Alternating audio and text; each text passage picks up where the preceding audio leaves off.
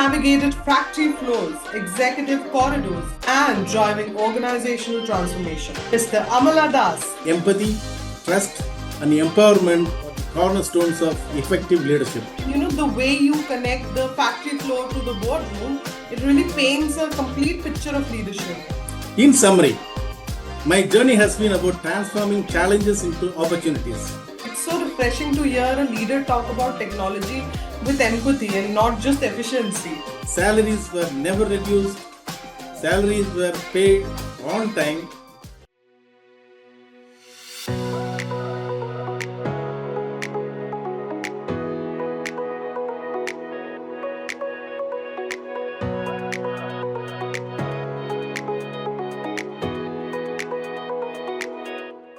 Hey everyone, welcome back to FaceTime with Leaders, powered by Directors Institute World Council of Directors. I'm Charu Mehra, and today we're exploring a space that every business depends upon, but few truly master: the world of people, culture, and governance. Our guest today has over 35 years of leadership experience in building high-performing organizations across India and with global US multinationals. He's navigated factory floors, executive corridors, and boardrooms, shaping workforces, resolving complex industrial challenges, and driving organizational transformation. He's a certified independent director from the Institute of Directors India and currently serves as Director Human Resource and board member at Tempel India, a US based manufacturing MNC. He's led turnaround from exit to expansion, created award-winning initiatives like One Team, One Dream, LEAP, and TAGE, and is widely recognized for his ethical, strategic, and people-first leadership style. So let's welcome Mr. Amaladoss. It's an absolute pleasure to have you here, sir. How are you doing today? Thank you so much, Charu, for that warm introduction and kind welcome. I'm doing well and truly delighted to be here today. It's a pleasure to connect with you all through this FaceTime Leaders session and share my thoughts, experiences, and reflections from my journey. And I hope it inspires and encourages each one of you in your own path. Great. So I'm looking forward to having a great conversation with you today. Thank you. So, Amal, you've moved from the shop floor to the boardroom over 3 decades of transformation. Could you share your journey in your own words? Maybe one or two moments that really shaped who you are as a leader? Yeah, thank you so much for that question, Charu. My journey into HR leadership is a bit unconventional. I began my career on the shop floor, working in quality and production departments, where I managed close to 300 unionized workforce. Those early years were spent listening to their stories, addressing their concerns, adapting to their challenges of shift work and long commutes. These experiences shaped my people skills and taught me the value of empathy and resilience. After completing my MBA in Human Resources, I transitioned into HR, initially leading training department and supporting industry relations. This was when I realized how positive HR initiatives could directly contribute to harmonious industry relations. Right. My next step was in Elforge Limited, where I managed multiple divisions and multiple trade unions as a corporate head of HR, working closely with the MD, managing director, and the chairman. Here, I learned to approach issues strategically, always considering the long-term impact. I then joined Allison Transmission, a US-based multinational, as a director HR, overseeing divisions across India. Setting up a greenfield project and visiting US annually taught me how to blend international best practices with our local laws and culture. Right. Since 2013, I've been with this current company, Tempel Precision, another US MNC, as Director HR and also as a board member. Tempel was recently acquired by Worthington Steel Company, Over 3 decades, my journey from the shop floor to the boardroom has been about transformation, embracing new challenges, learning from every role, and staying true to guiding principles of mine: empathy, integrity, fairness, and justice.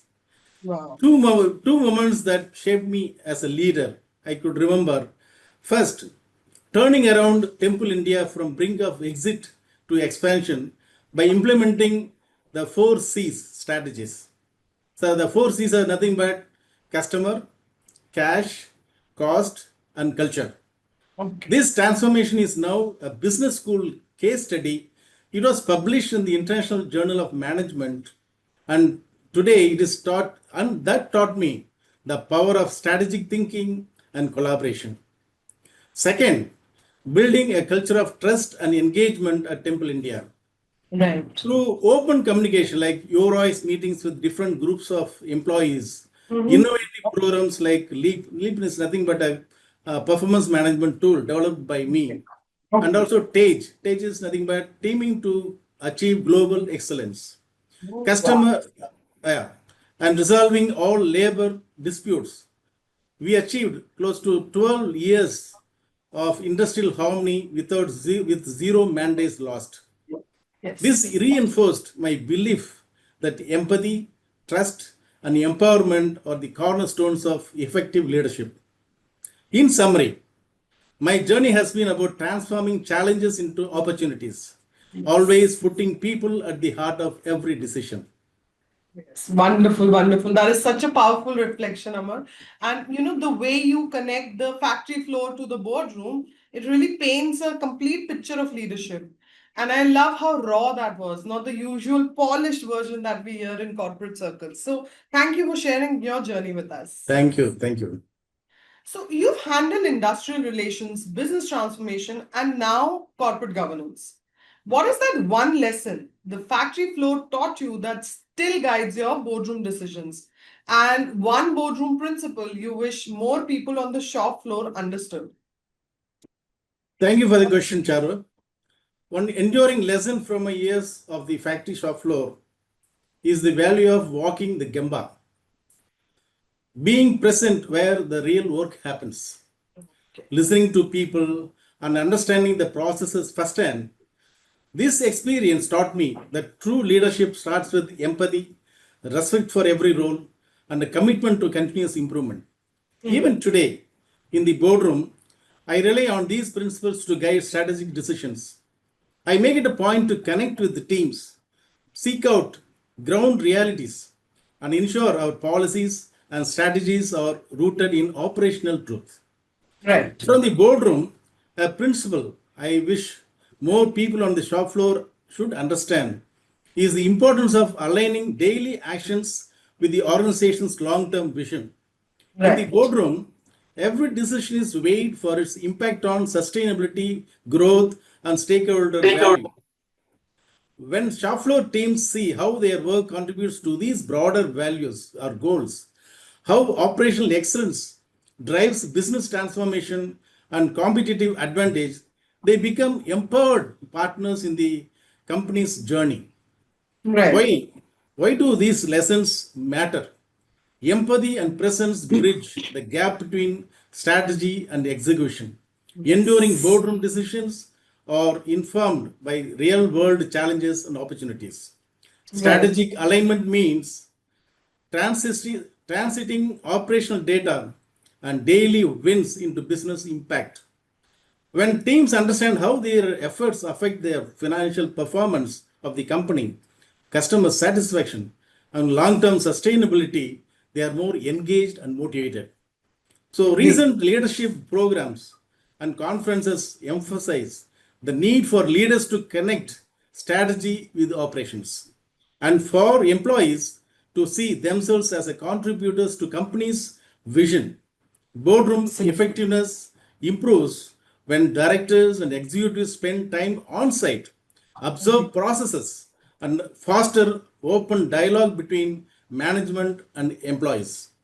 In summary, the factory floor taught me the leadership about presence, empathy, and continuous improvement. In the boardroom, I strive to ensure every decision is grounded in operational reality and aligned with our long-term vision. I hope more people on the shop floor see themselves as vital partners in shaping our company's future. Absolutely. That is such a powerful way to put it, sir. I love the balance that you draw between the people who keep things moving on the ground and the leaders shaping the bigger picture. And it's such a reminder that good leadership isn't about hierarchy, it's about connection, understanding how every decision lands on both ends. So, thank you so much for sharing that with us. Thank you, Charu. So, from analytics and AI based HR tools to digital engagement platforms, technology is everywhere. Where do leaders sometimes go wrong with tech, and how can they make sure it actually simplifies work instead of complicating it? Thank you, Charu. It's a good question. Technology, especially analytics and AI-based HR tools, has become integral to modern organizations. However, leaders sometimes go wrong in several key areas. First, there is an over-reliance on technology without human oversight. Leaders may treat algorithms as infallible, using them for recruitment, performance evaluation, or engagement decisions. This can lead to missed context, overlooked talent, and a lack of empathy. For example, Yes. automated applicant tracking system have filtered out millions of qualified candidates due to rigid keyword criteria, and AI-driven evaluations can lack the nuance of that human judgment provides. For example, I can cite here the Amazon issue where the ATS system filtered out all the male candidates Yes. and they provided only female candidates. So I that guess it kind of was the other bias way should be around. avoided. Yes, yes. Yeah, you I remember. heard about Yes. that. I Yeah. heard about that. Yes. Yeah, second, ignoring bias and fairness issues in a critical mistakes.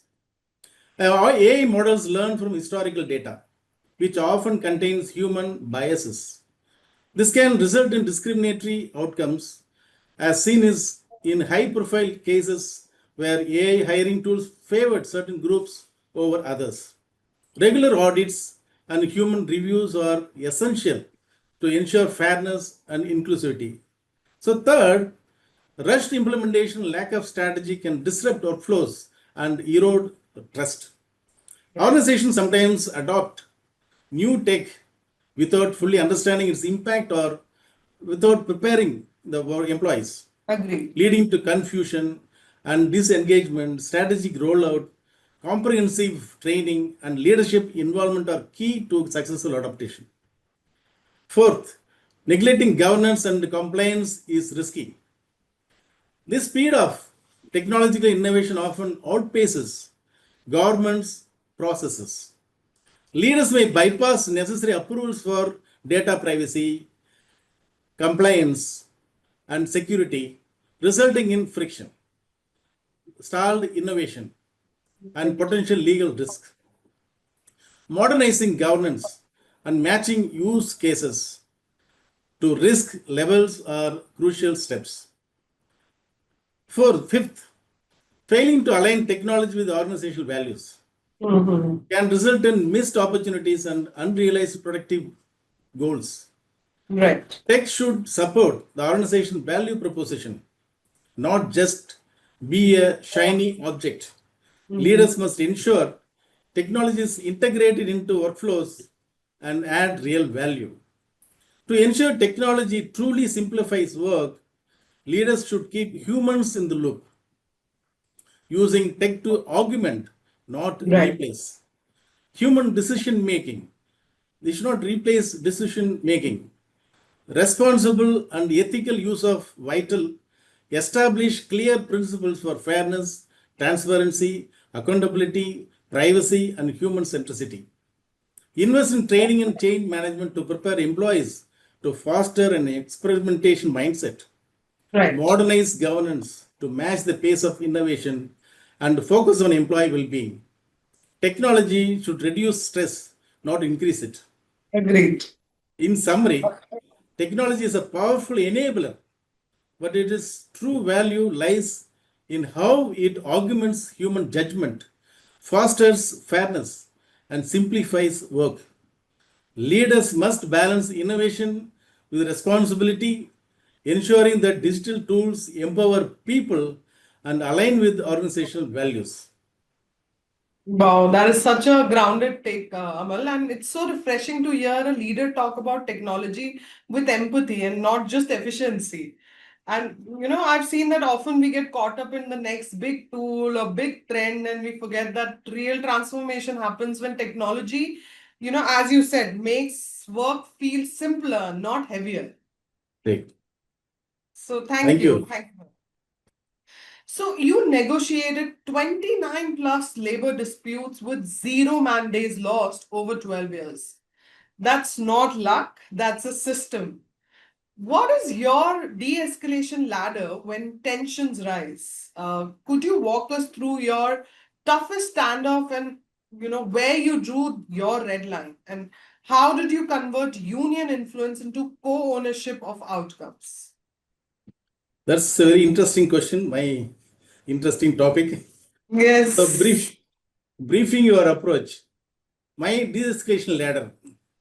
First, early listening and open dialogue. Mhm. So, when tensions rise, my first step is to listen. I'm a very good listener, people say. So, creating a safe space for employees and union representatives to voice their concerns. I prioritize open, honest dialogue, aiming to understand the root causes before taking positions. Right. Second, fact finding and transparency. I gather facts objectively, share relevant data transparently, and clearly and clarify misunderstandings, if any.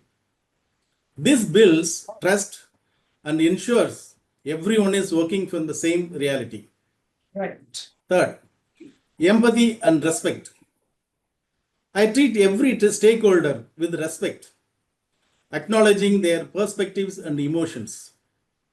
Empathy helps diffuse anger and fosters collaboration. I always cite an example. When you draw a six, if I see from my perspective it is six, the other person opposite to me may read it as It's a nine. nine. Yeah, both are correct. And see, just because I am correct, I should not think that the other person is wrong. Wrong. I will always cite that example. And fourth, joint problem solving. I invite union leaders and management to co create solutions, focusing on shared interests rather than entrenched positions.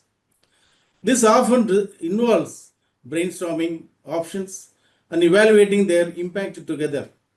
To cite an example, during the COVID, after the shutdown, we had to restart the factory operations, shop floor operations. The union members, they refused to come for work, citing that they are afraid they will get Yeah, COVID when they cool. come to work together in the factory. Though we had made all the arrangements to prevent any infection in the workplace.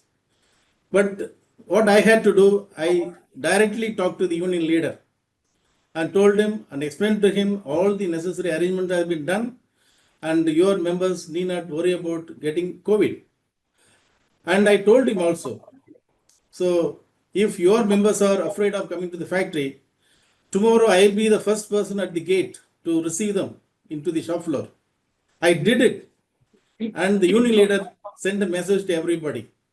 When your director, human resources, is going to be there in the shop floor, what is the problem with you? All of you should go and attend work tomorrow. So Wow. that's that's involving union leaders and getting them with us Right.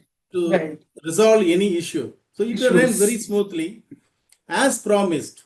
So they all came for work and some of them stayed for 24 hours in the shop floor itself, in the Wow. factory premises. And we, as promised, we kept our word. Salaries were never reduced. Salaries were paid on time as Wow. usual. Their bonuses, not even 1 rupee was reduced. It was paid. So that's the win-win situation for both. Yes. That is a joint problem solving. So fifth, if I can mention, clear boundaries and red lines. We should draw clear red lines and boundaries. I communicate non-negotiable upfront, such as safety, legal compliance, and ethical standards. These are red lines. So Right. these are, I am very firm and but fair, ensuring the process remains constructive.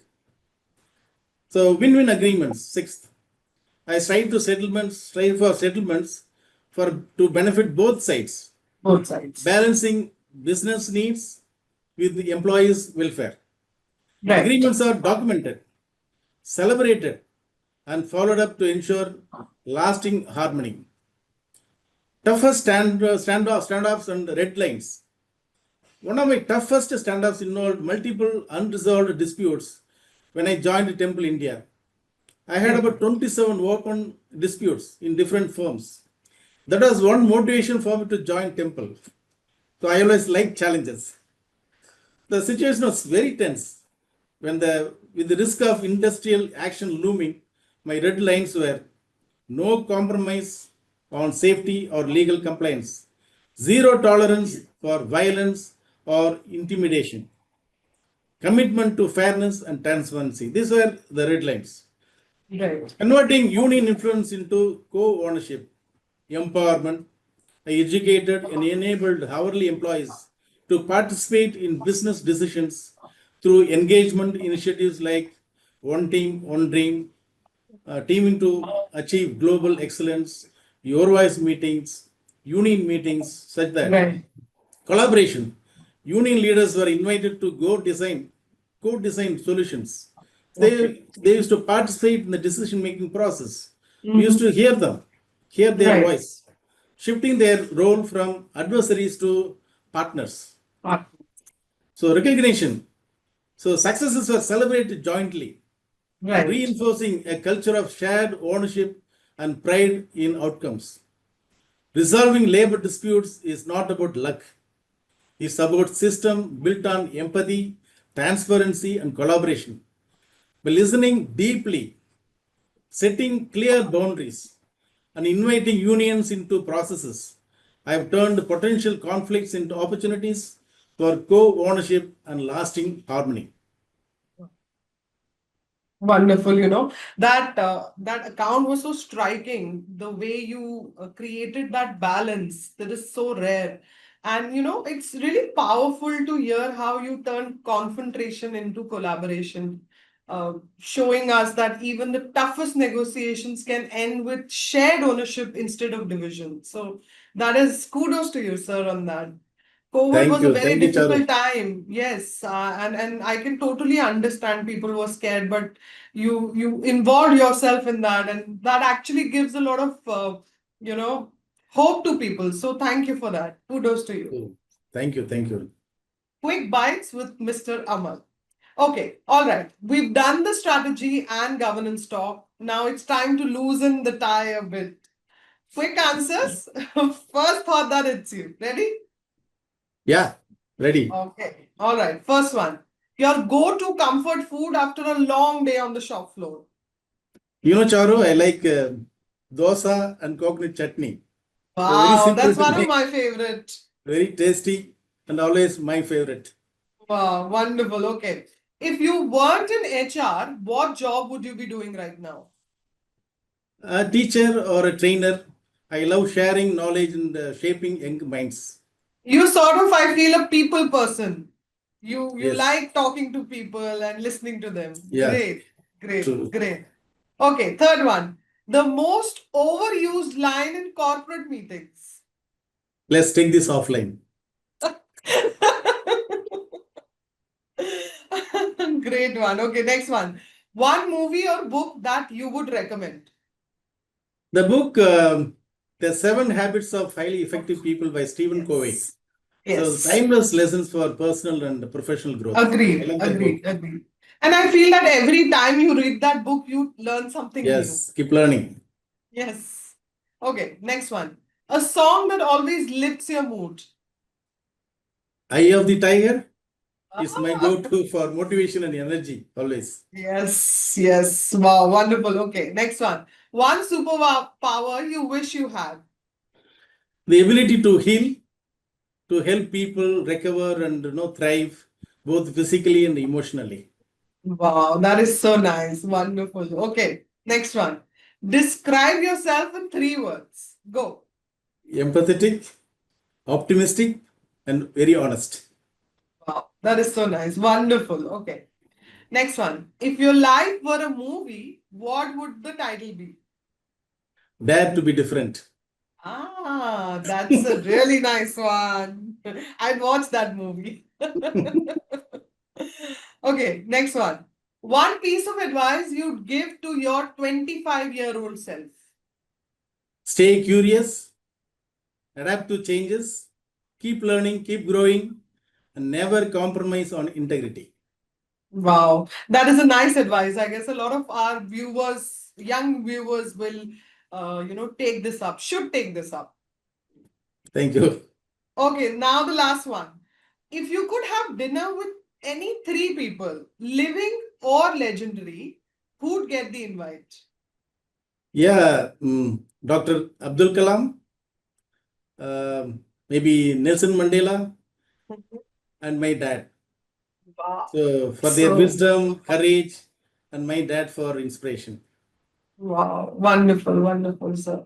Thank you so much for that quick, clever, and very human rapid fire round. Thank you, and it actually helps us see the person behind the professional. So great knowing you. Thank you so much for that, sir. Thank you. Thank you. So, Amal, every industry has its wake up moments, corporate scams, governance labs, ethical breakdowns that made headlines. When you look at such moments, whether in manufacturing or beyond, what do you think actually goes wrong behind the scenes? Is it greed, pressure, poor systems, or simply silence from people who knew better? Thank you for the question, Charu. In my experience, major corporate failures really don't happen overnight. They are the Yes, result of several underlying issues. right. First, could be weak governance and poor systems are often at the root. When internal controls are lacking and oversight is unclear, organizations become vulnerable to fraud and ethical lapses. Mhm. We have seen this in cases of Enron and Satyam, where board deficiencies allowed problems to foster. Right. Second, intense pressure and misaligned incentives can drive leaders and employees to cut corners. Aggressive targets, unpractical, unrealistic targets. Okay. And a culture that prioritizes results over integrity often lead to risky decisions and cover ups. Right. Third, greed and ethical erosion play a significant role. When personal gain overrides organizational values, leaders may rationalize misconduct or ignore warning signs. Right. For example, recently you must have heard about Madhya Pradesh incident where a pharmaceutical company from Tamil Nadu, they manufactured cough syrups. Yeah, so Yes. many children Yes. died. Close to Right. 24, 25 children died. Right. Right. So at the end, when we investigate here, the company did not have proper license. Oh, okay. The license that they got 11 years before, they never renewed it, and even the government never bothered to conduct any Check. audits. So that's a clear example of governance failure. Right. Fourth, silence and lack of whistleblower protection allow issues to escalate. People may be aware of wrongdoing but remain silent due to fear or lack of safe reporting channels. In Right. Tempel, we have very, very strong whistleblower policy. So that should be communicated to employees, wherein employees can anonymously report the matter to the top leadership. Right. So finally, cultural and leadership failures contribute to systemic breakdowns, a toxic culture, and poor leadership signal to employees that misconduct is tolerated or even rewarded. The lessons are very clear. Strong governance requires transparency, independent oversight, a clear accountability. Leaders must be model ethical behavior and foster a culture where integrity is valued over short-term gains.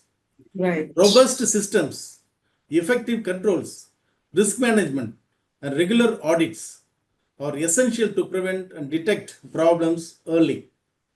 And organizations should empower voices, encouraging open dialogues, and protecting whistleblowers. Right. In summary, corporate scams and governance lapses are the result of weak systems, misaligned incentives, ethical erosion, and silence from those who know better. The real antidote is strong governance, Governance. ethical leadership, and a culture where transparency and accountability are non negotiable. Absolutely. That was so thoughtful. You captured the human and systemic dimensions so clearly. And I really appreciate how you framed ethics as a living culture and not a checklist. I've seen, Yes, it's easy to talk about governance in theory, but I feel it is something that has to be practiced every day, not just audited once a month, correct. right? Okay, thank you Thank so much you. for that answer. Thank you, Charu. Amal, you've recently been associated with Directors Institute, World Council of Directors, which focuses on shaping ethical and future-ready boards. I'm curious, what drew you to that world of boardroom after decades in HR leadership? So, thank you for the question, Charu. After decades in HR leadership, my transition to boardroom governance was a natural evolution, driven by my commitment to ethical leadership and organizational transformation. Throughout my career, I have seen how strong values and a people first culture drive business success. As an HR leader, I work to embed empathy, integrity, and fairness into every aspect of the organization.